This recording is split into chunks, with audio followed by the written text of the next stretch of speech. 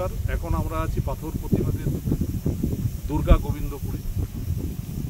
এখানে প্রযুক্তিকে কাজে লাগিয়ে এত খারাপ পরিস্থিতিতেও, যেখানে ভ্যানামি চাষিরা প্রায় চাষ বন্ধ করে দিয়েছে, ইনি পরপর আর আজ 5 বছর জ্ঞানার হয়ে এখানের লোককে দেখিয়ে দিচ্ছে চাষ কী করে করতে হয়।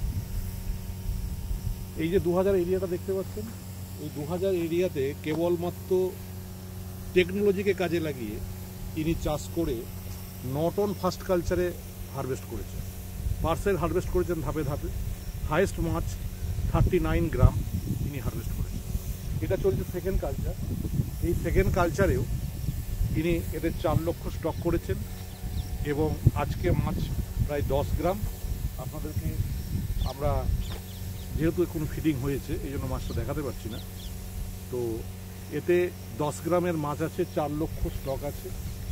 তাই আমি একটা কথাই বলবো, প্রযুক্তিকে কাজে লাগান এবং আমরা অ্যাকোয়াটেক অ্যাকোয়া হেলথ সর্বদাই আপনাদের পাশে থাকবো এবং খুব কম খরচাতে কী করে মাছ চাষ করতে হয় এবং লাভ করতে হয় সেই দিক দিয়ে আমাদেরকে পরামর্শ দেব।